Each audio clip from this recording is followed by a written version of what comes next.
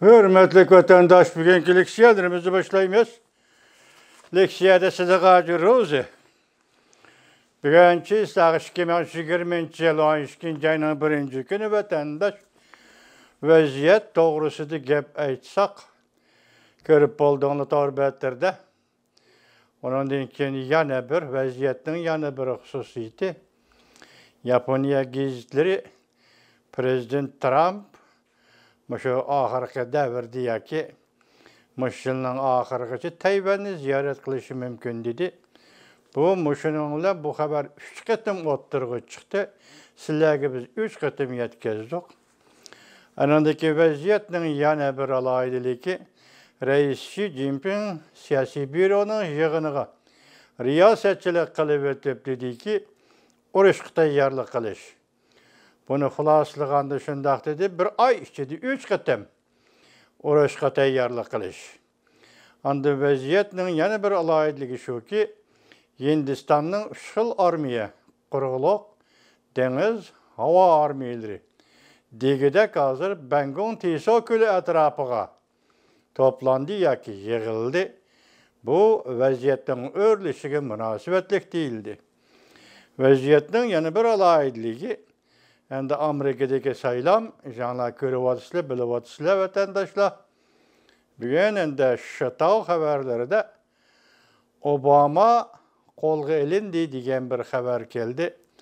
Ben bunun rastlığı şenmeymen, yalgan dep mi eytalmayman. Çünkü endi bu torbetki çıkan haber iken, şunu rast ve yalgan oturuşu vatandaşlarının oylanıp görüşüge tapşırma vatandaş halas.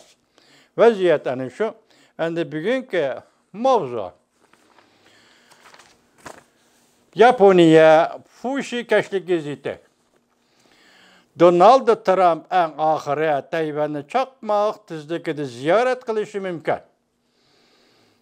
Mavzulu haber 11. ayının 30. günü erkillik vakt geziti ilan kılındı haber. Ondak baştan. Yaponiya siyaset obzorçusu Gong Xijinhong bugün Fushi keşlik gezitide makale ilan kılıp mundak körsetti. Vazife öteş müddeti içinde keskin hareket kılıdı değilse, bunun buraya Donald Trump çakmak tizlikide Tayvan'ı ziyaret kılışı mümkün.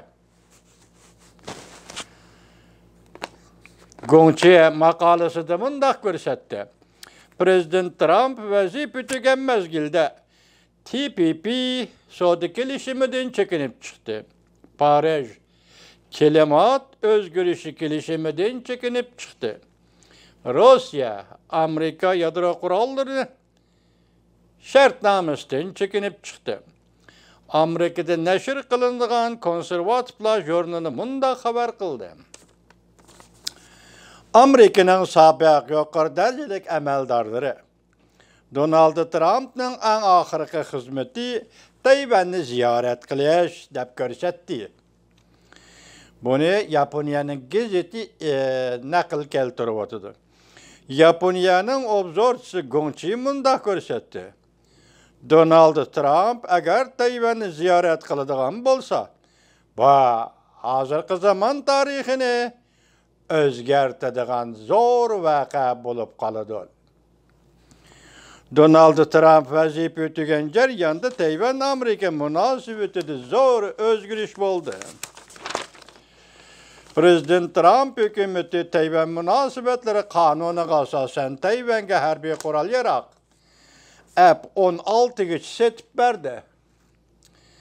2018 yılı Tayvan sayılı seyahat kanun layihasını makulladı.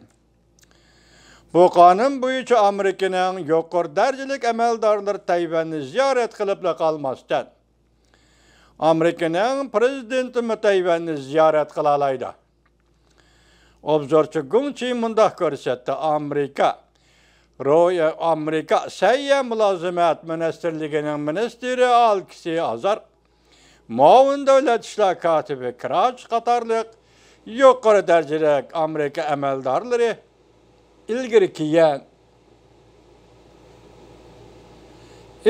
kiyen Tayvan'ı ziyaret kılgandan keyin Taşqırı dünyada kişiler mundaq paraz qilishdi. Kelar qatam texim yuqur darajalik erbab Tayvanni ziyorat qildi. Gongchi, obzorchi Gongchi mundaq ko'rsatdi. 1963-yili Prezident Kennedy Berlinni ziyorat qildi. Nutq so'zlab Berlin xalqiga g'ayrat va shijoat ato qildi. Va Sovetlarga bir zarba berdi. Gongchi mundaq hisobladi. Shu chaqda Kennedy Sovetlarga bir zarba berdi. Gongchi mundaq hisobladi. Donald Trump Tayvanni ziyorat qiladigan bo'lsa, Erkin Osiyoga intayin zo'r ilhom bergan bo'ladi. Bo'libmi mustabidizmlik ekspluatatsiyani uchrayotgan Hong Kong, Tibet va Uyg'urlar va qanotlangan umidga ega bo'ladi. Shart nima? Agar Prezident Trump Tayvanni ziyorat qiladigan bo'lsa, Erkin Osiyoga intayin zo'r ilhom bergan bo'ladi. Bo'libmi mustabidizmlik ekspluatatsiyaga uchrayotgan Hong Kong, Tibet va Uyg'urlar qanotlangan umidga ega bo'ladi. Gongchi yana mundaq ko'rsatdi. Yuqori darajalik Amerika amaldorlari yana mundaq dedi. Prezident Trump Tayvanni ziyorat qilolmagan ahvol ostida. Mesela Prezident Trump o'zi Tayvanni ziyorat qilolmagan shundaq bir ahvol ostida, balki muavin Prezident Pence yoki davlat ishlar kotibi Mike Pompeo Tayvanni ziyorat qilishi mumkin. Davamını anlayışla vatandaşlar lekşiyimizden